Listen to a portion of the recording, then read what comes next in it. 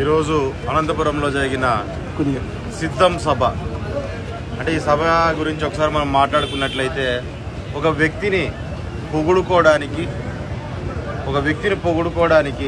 మొత్తం ఈ చుట్టుపక్కల ఉన్న రాయలసీమ అందరినీ కూడా పూర్తి స్థాయిలో చేసే పరిస్థితి ఈరోజు సిద్ధం సభలో కనపడుతుంది. అంటే దీని నుంచి ప్రజలకేం ఉపయోగం లేదు. ప్రజల ధనాల్ని వాడుకుంటూ ప్రజాధనాన్ని ఊరికే వేస్ట్గా పోగొట్టుకుంటూ వారిని వారు పొగుడుకోవడానికి మాత్రమే ఈ సభ అనేది ఉపయోగపడుతుంది. ఇక్కడ జరుగుతున్న ఇటువంటి ఒక పనికిమాలిన సభలో భాగంగా ఇక్కడ జరుగుతుంటే విలేకరులు ఈరోజు కృష్ణ గారు కానీ అనిల్ గారు కానీ వాస్తవంగా జర్నలిజంలో వాళ్ళిద్దరూ బాగా సుపరిచితులు అనమాట.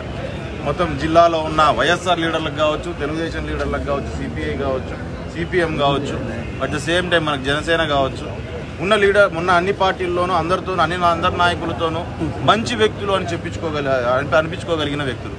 అటువంటి వాళ్ళను ఈరోజు సిద్ధం సభలో కవర్ చేయడానికి వెళ్ళంగానే ఏదో ఏబిఎన్ టీవీ5 అంటూ వాళ్ళ మీద ఒక్కసారిగా విరుచుకుపడి జనాలు ఆ రకంగా దాళ్ళు చేయడం అనే పరిస్థితిని మనం చూస్తున్నాం. అంటే దీన్ని చూస్తుంటే ఏ రకంగా ఉందంటే సభలో కూడా సభ బయట అంటే ఈ పద్ధతిని చూస్తుంటే మనకి ఏ రకంగా అంటే పోకాలం దగ్గర పడింది. పోకాలం దగ్గర పడినప్పుడు ఇటువంటి దుశ్చర్యలు రాక్షస క్రీడలు అనేటివి ఎక్కువగా పెడిమేరిపోతా ఉంటాయి అన్నమాట. అటువంటి పరిస్థితి ఈరోజు చాలా క్లియర్గా కనపడుతుంది. దాంట్లోనూ ఒక వ్యక్తిని సరే విలేకర ఇంకోరు అనేది పక్కన పెడదాం, ఒక వ్యక్తిని అంత అరాచకంగా అంత రాక్షస ఆనందం పొందేటట్టుగా ఆ రకంగా కొట్టడం అనేది ఇప్పుడు ఒకసారి ఆలోచన చేయాలి.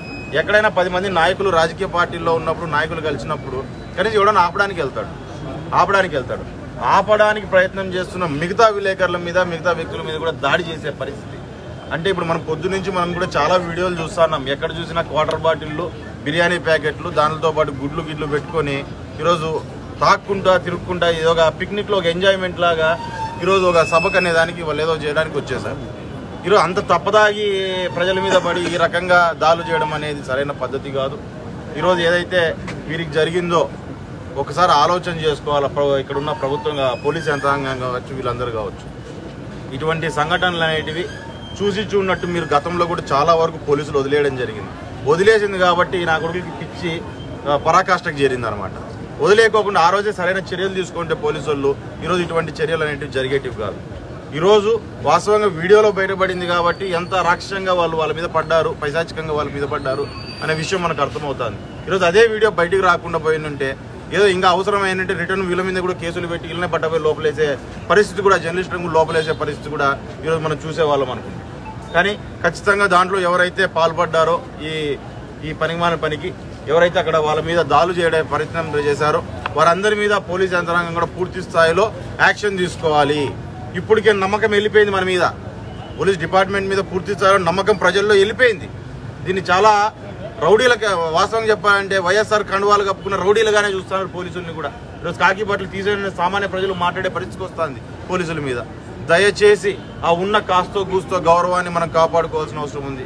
కాబట్టి జిల్లా పోలీస్ యంత్రాంగం కూడా ఖచ్చితంగా వాళ్ళకి న్యాయం జరిగేటట్టుగా ఎవరైతే ఇందులో పాల్పడ్డారో, ఈ ఘటనలో ఎవరైతే ఇన్వాల్వ్ అయి ఉన్నారో వారందరి మీద కేసులు కట్టి వాళ్ళ మీద తగిన చర్యలు తీసుకోవాలని చెప్పి కూడా మేము కోరుతున్నాము. ఖచ్చితంగా మీరు తీసుకోని పక్షంలో రాజకీయ పార్టీలు అన్నీ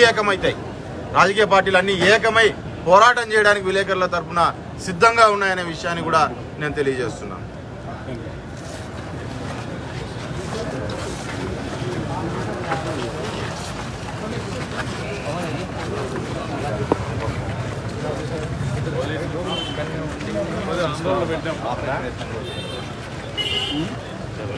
రక్తం కారుతుంటే ఆసుపత్రికి పిలుచుకుపోవాలన్నా పోలీస్ స్టేషన్ పిలుచుకుపోవాలి.